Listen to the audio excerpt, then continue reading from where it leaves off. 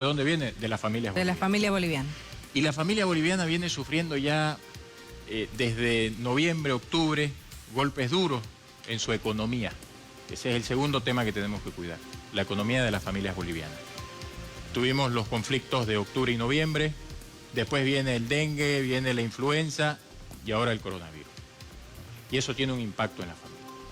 Entonces, eso fue lo fundamental, lo hablamos y dijimos, a ver, ¿qué es lo que tenemos que hacer? Lo primero es cualquier tema de salud o cualquier norma que se vaya a dictar ahora, tenemos que apoyarla, tenemos que trabajar de manera unida.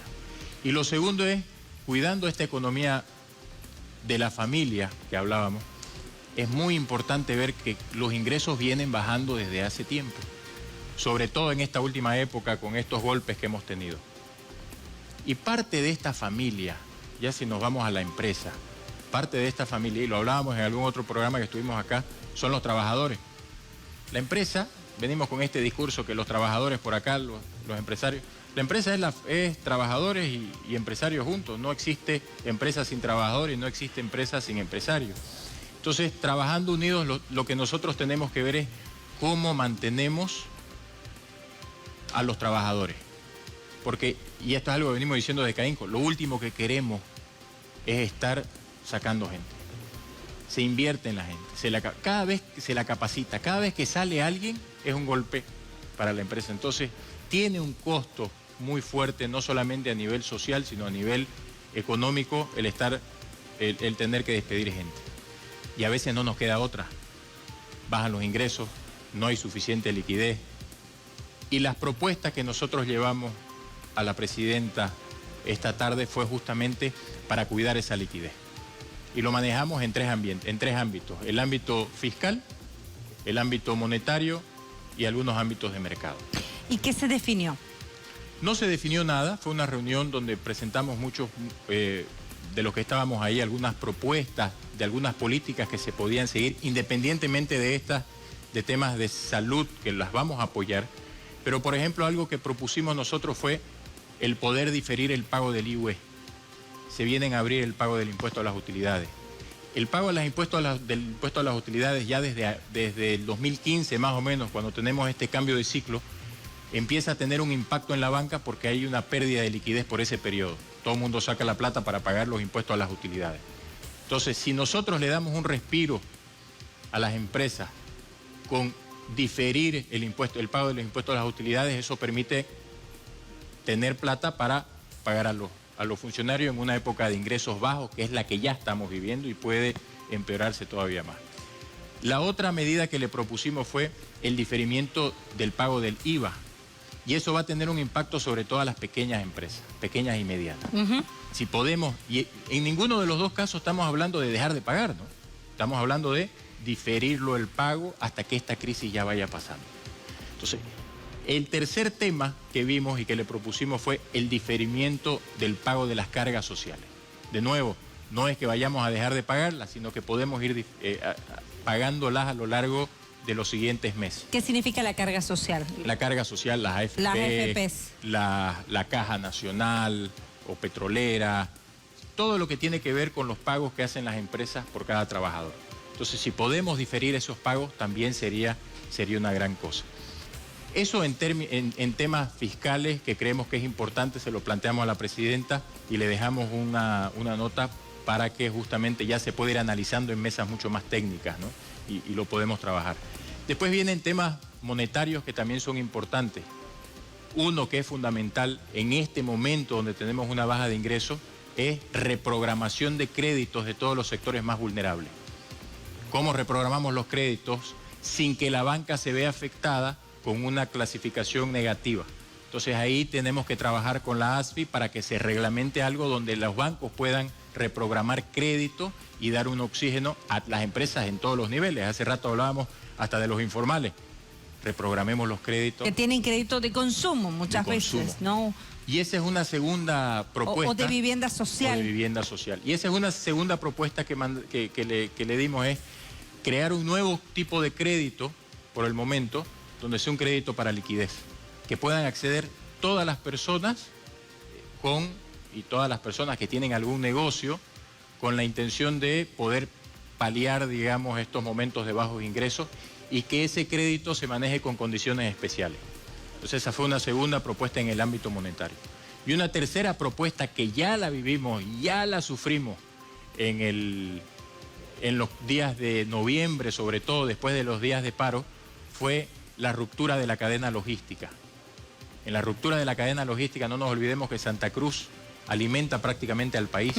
Son cientos de toneladas de distintos productos que salen de Santa Cruz todos los días para alimentar al país. Entonces, todo este cierre de fronteras departamentales que está habiendo, que se limite al cierre de fronteras de transporte de gente, pero no de productos. Eso fue importante también porque necesitamos abastecer a todos.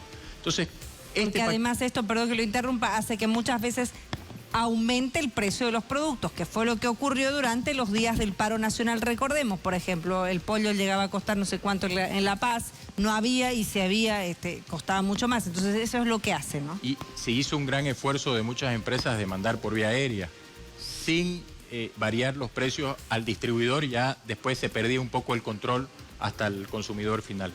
Pero esas tres propuestas básicamente lo que apuntan es a preservar ese patrimonio de la familia boliviana, que es lo más importante. Imagínense, son en algunos casos décadas de construir un patrimonio y lo último que queremos es que saliendo de esto o en el medio de esta crisis sanitaria empecemos a tener gente que tenga que vender su patrimonio para poder subsistir.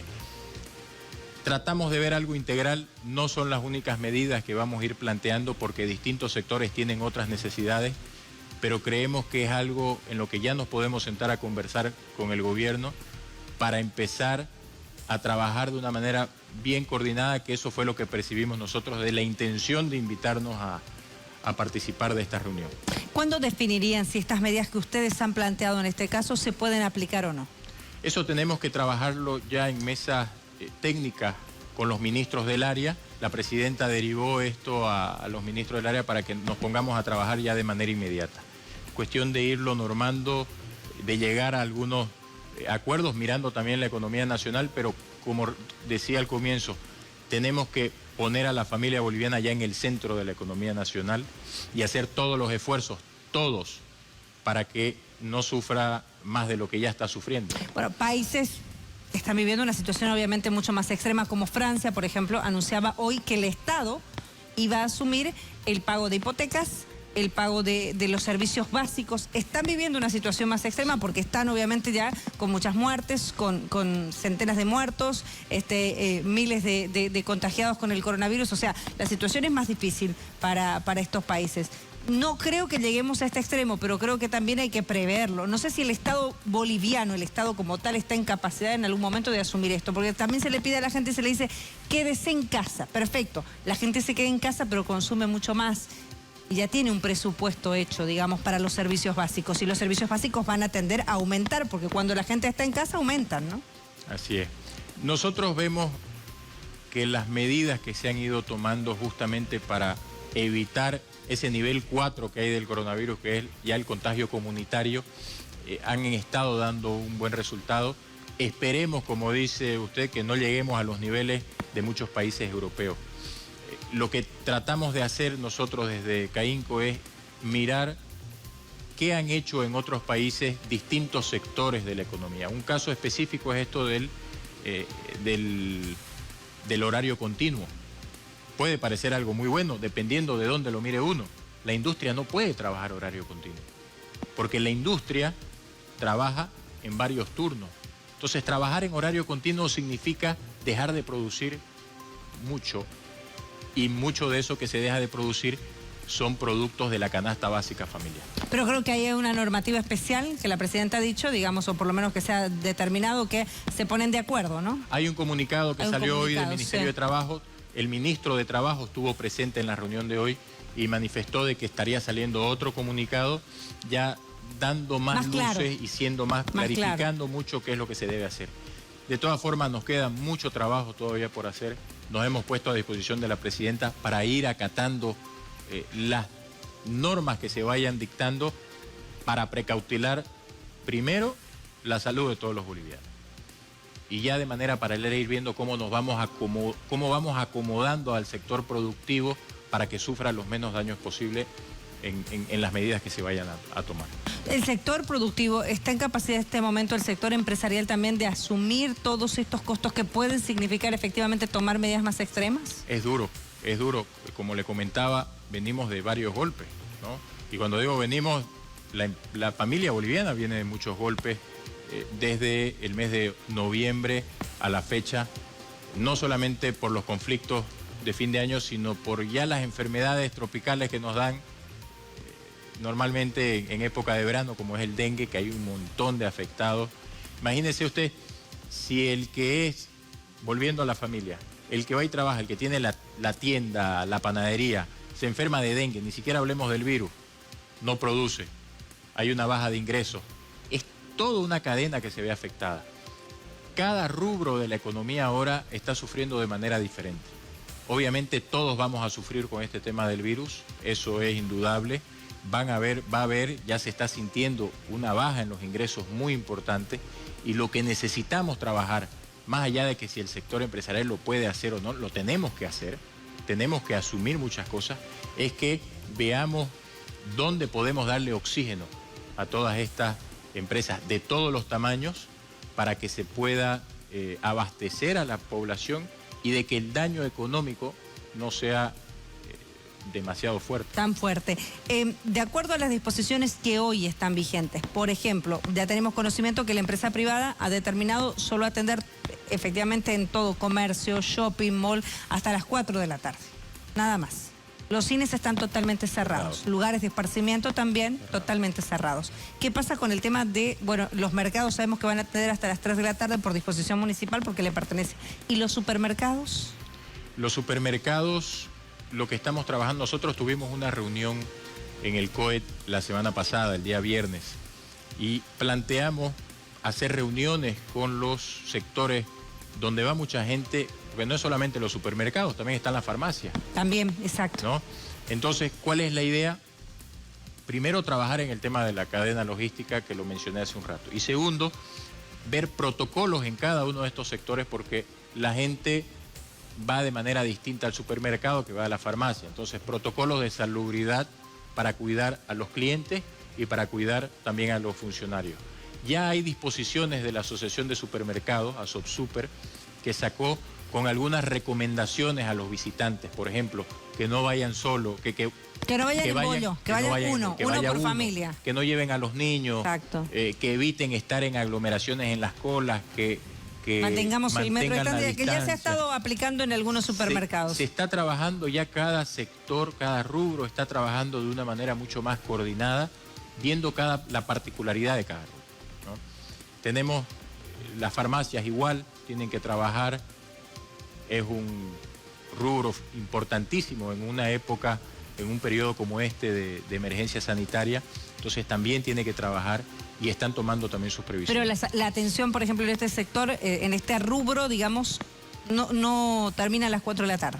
No termina a las 4 de la tarde, hay una extensión, quizás vayan a ir cerrando un poco antes, pero es importante tener la disponibilidad. Seguramente los supermercados van a tener menos flexibilidad que las farmacias, ¿no? Probablemente porque además lo dice el decreto que se aprobó, por lo menos las nuevas normativas, ¿no? En este sentido. Bueno, esto es importante que lo vayamos dando a conocer a la población y a la opinión pública en su conjunto, pero por ejemplo al resto de los locales que también hoy nos hacían consultas, locales más pequeños, también tienen que cerrar. Locales más pequeños de... Por ejemplo, no sé, que no están en los shoppings, sino que están en algún centro de abastecimiento. Tienen que cerrar hasta las 4 de la tarde.